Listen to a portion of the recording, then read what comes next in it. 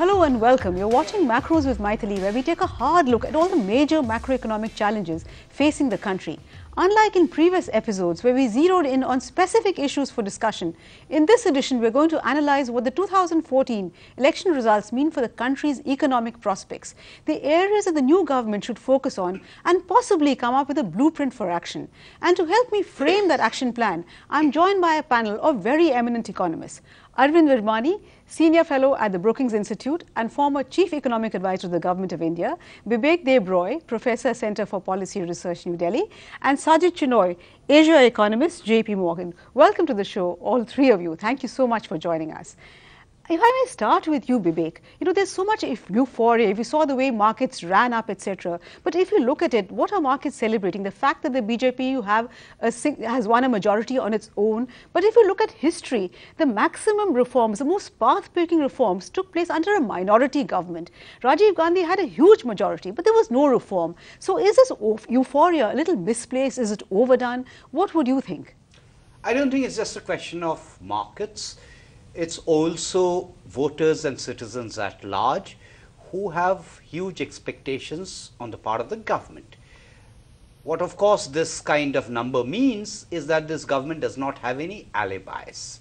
But we can talk about the details, but fundamentally I think there are three sets of issues: growth, which is linked to revival of investments, inflation, and fiscal consolidation. These are the three main issues, but none of these three are amenable to things that can be done immediately. Absolutely. Arvind, would you agree that just having a majority on your own doesn't necessarily mean anything very dramatic? It requires tough action, and a majority alone does not necessarily mean that action will follow.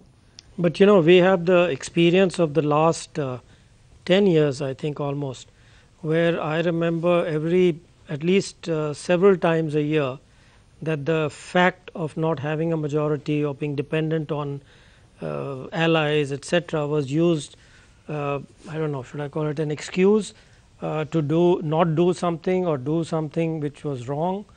So having gone through that experience, I think a lot of people really were hoping for a clear majority, including myself, frankly. So that whatever is done, I mean, there is somebody who takes responsibility and is held accountable for it, rather than having this shock where everybody kind of kept quiet till the end and then it all exploded. I think it's much better to have that message directly.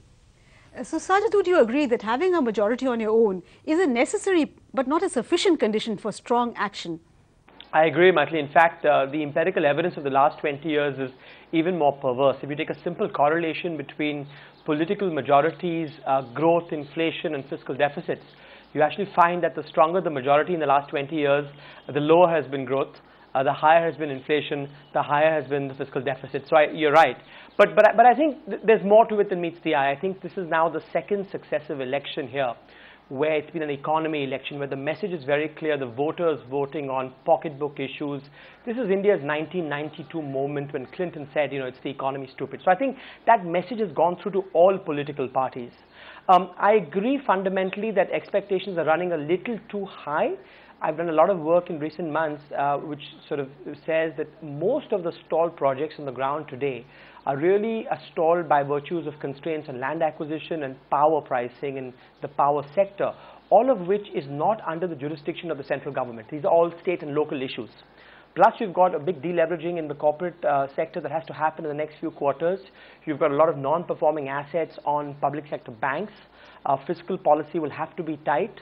Monetary policy will have to be tight. So, the reality on the economic reality on the ground is very different from the market euphoria. And I think we need to keep that in mind. But the fact is that if you have such a large parliamentary majority, at least there is renewed hope now that over the 5-year term, really heavy lifting can be done. If you look at, the goods and services tax, you look at denationalizing maybe Coal India, you look at other FDI reforms. This kind of parliamentary majority is amenable to doing the second generation of reforms on factor inputs, which are so crucial. And I think that's what markets are basically factoring in. And yes, we know that we've dug ourselves into a pretty deep hole, but hopefully over the next 5 years, we can use these majorities to solve big problems.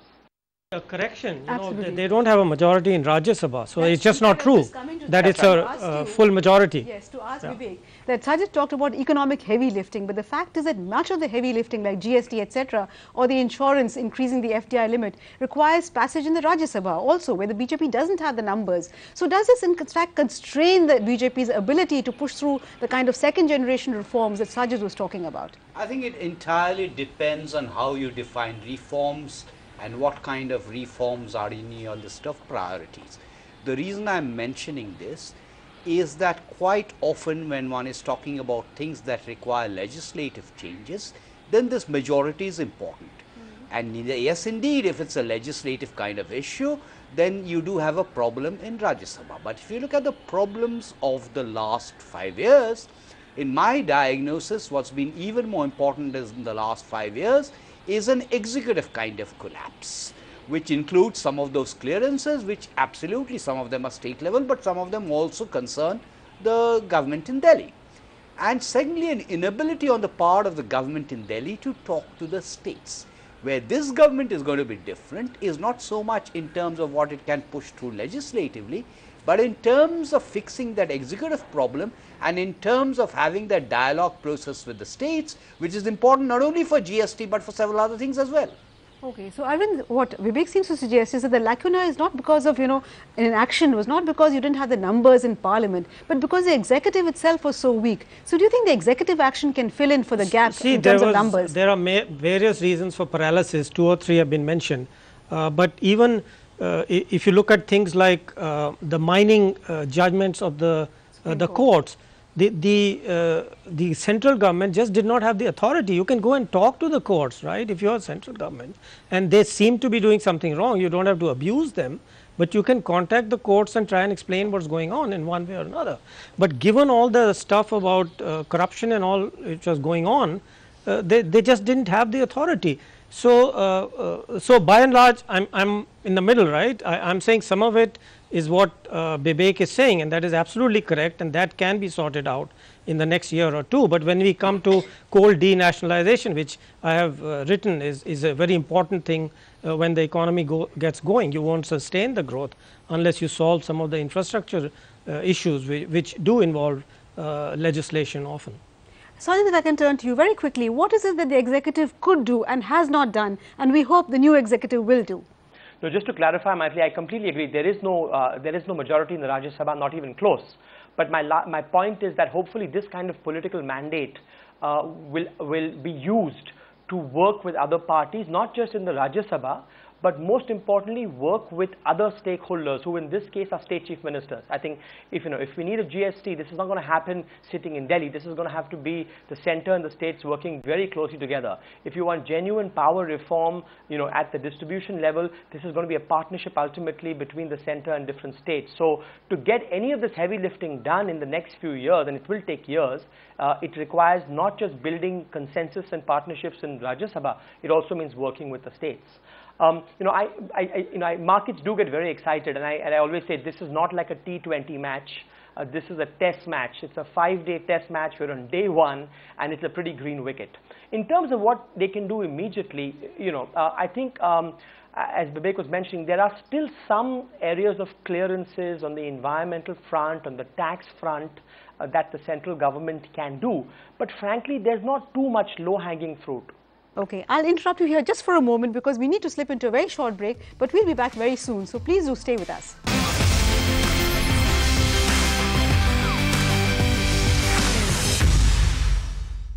Welcome back. You're watching Macros with Mythili, and we're discussing the blueprint for the new government. Vivek, Sajid just talked about this as a 5-day match, not a 2020 kind of thing. So what would you like to see on day 1 of the 5-day match? What are the priorities for the new government in terms of economic priorities?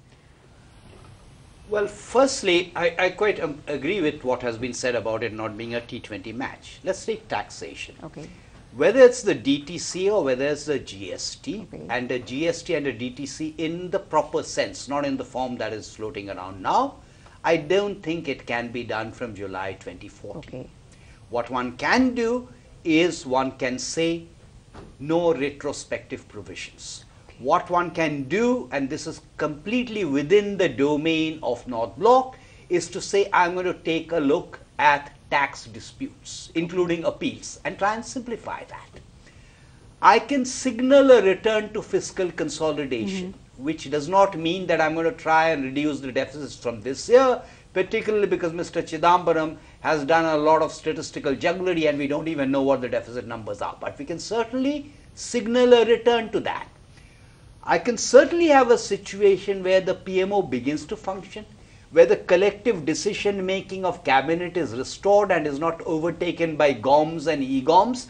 And I can also have a situation where Minister for Environment and Forests does not come out openly and contradict whatever Ministry of Commerce or Minister of Finance wants to do. These were the kinds of things that the CCI was supposed to solve. It never could solve that. Right. These were the reasons why the projects have got stuck. This is one main reason. Quite apart from the fact that I can say, which is the decision that was taken by the NDC, that above a threshold level, I delegate the authority to sanction projects to the states. I do not reopen it in Delhi, certainly not with retrospective effect.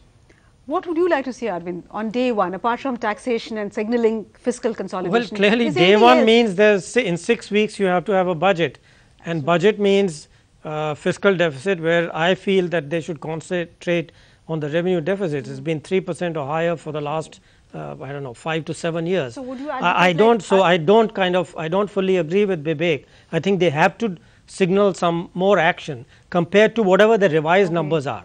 The window dressing, one thing they have promised is that we'll remove the window dressing. That's a good idea. But from that de-window dressed budget, they have to show that they are doing something extra. I think that's necessary. So you can do something on the nature of your expenditures, which is again a signal which I think should be given to shift from consumption and subsidies to investment. And third, which is on revenues, non-tax revenues. For example, it's in the manifesto on auctioning of resources. I think they must, there'll probably be opportunities to do that, and they should signal that.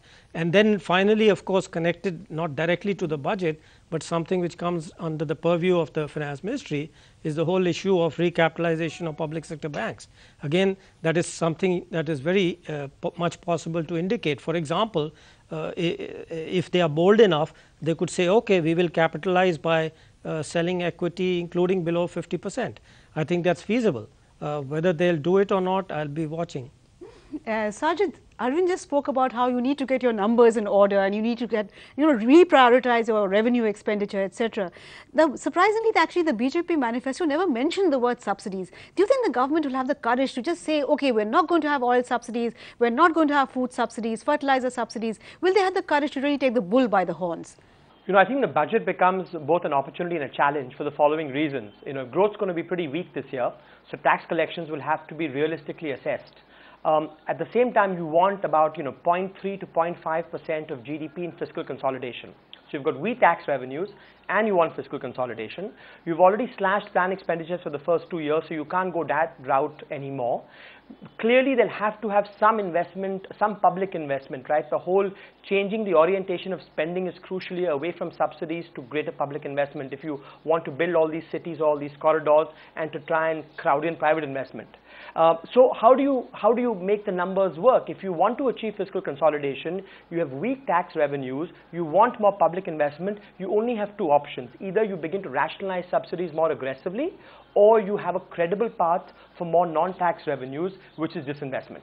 One or the other are needed to make this math work. I'll just make one more quick priority. I think food inflation is very important. I think the center has to work with the states on the APMC Act to ensure that fruits and vegetables are denotified, so you can begin to clear that supply chain. And I think you need to revisit your MSP increases every year, because without those changes, it's very unlikely food inflation comes down. If that does not come down, monetary policy will have to remain tight for the foreseeable future. Arvind, I was a little surprised, Vivek also, that neither of you mentioned inflation. Now, inflation, I would have thought, is the issue on which the Congress party was really voted out of power. So is there really a growth-inflation trade-off? Should the government and the RBI focus first on getting inflation under control and then look at growth? Or is there, you look at growth and then think that inflation will automatically come down because it's a supply-driven problem, etc., etc.? Well, actually, I mentioned inflation when I listed out the first three items. But inflation, the bulk of inflation, forget the imported part of inflation, but whether it's the manufacturing or whether it's the agro, we are essentially talking about something that is A, not amenable to monetary policy instruments, and B, requires the supply side changes. Absolutely. What you, however, can do is there is an inordinately long distribution chain, farm to fork, and there is also inefficiency in transferring food products from the farmer to the consumer. Part of it is APMC, and also from the surplus food areas in India to the deficit food areas. Part of that is information, part of it is APMC, even the Essential Commodities Act, and incentivizing the state to introduce those reforms. Now, I do think that's important, but all I am saying is, given the fact that this is a government which is just coming in, has to present a budget in July, it hasn't had all that much of time to do the preparatory work, all I expect in July is a signal that these things are going to be done. In terms of actual action on those, I don't expect those before the budget for 15-16, which is not going to be a full year away. It's going to be hardly, what, 8 months away. So, Arvind, I was going sequentially because I don't want to, I've given something which is longer, but you said immediate priorities. So, normally after the budget, you usually have an EXIM policy when it comes February and April. So, what I expect after the budget is precisely on agriculture. You've not mentioned monsoon. There's doubts on the monsoon. So it's a perfect time to reform the EXIM policy for agriculture. It's been waiting for 25 years or more. This is something they can do. It's been ad hoc. I've gone through that experience. I've sat on committee of secretaries. It has been a terrible management of import-export policy for agriculture.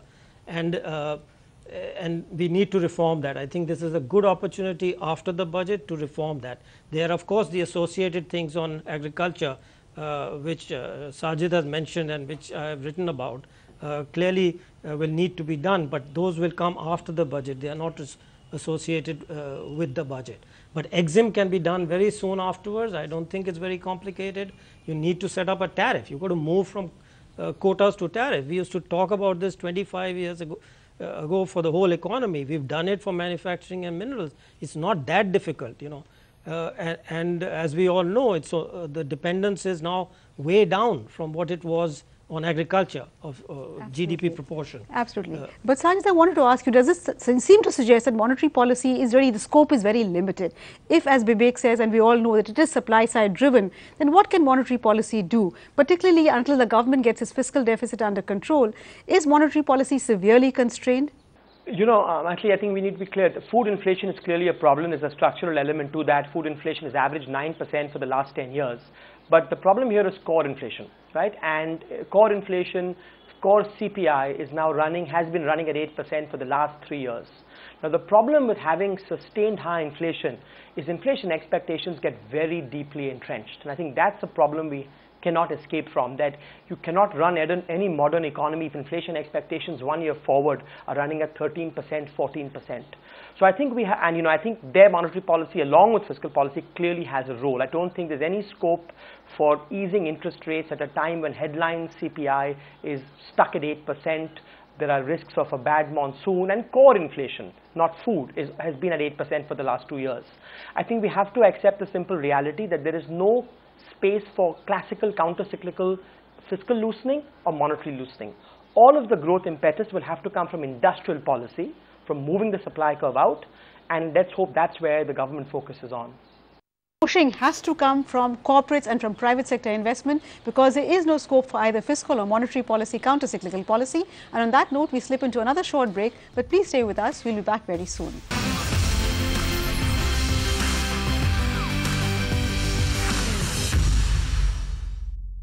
Welcome back. You're watching Macros with Mythili, and we're into the last segment of drawing up a blueprint for economic reform and economic, some kind of a roadmap for the government to follow in terms of economic policy to get us back to close to 7 to 8% GDP growth.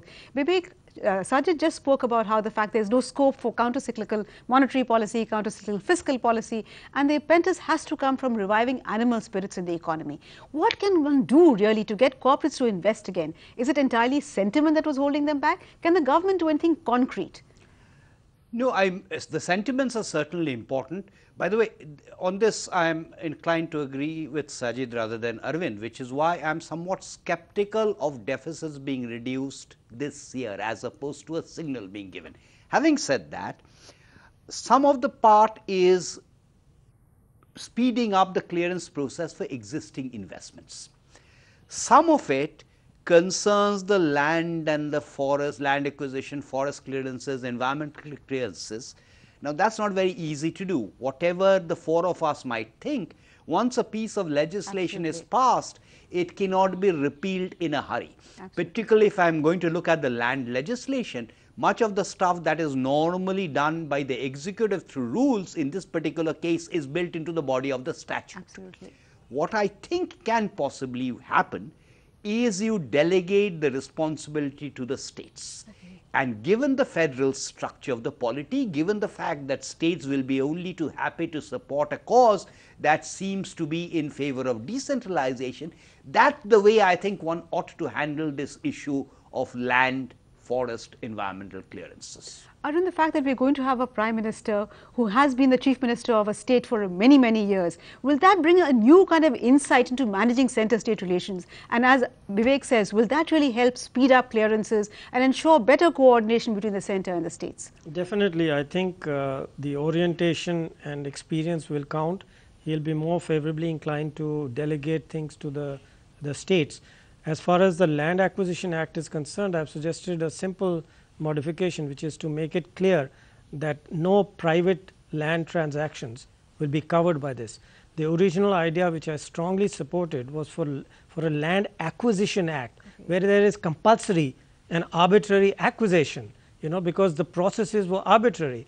What the Land Act has been converted into, it's a social engineering act actually for all kinds of things.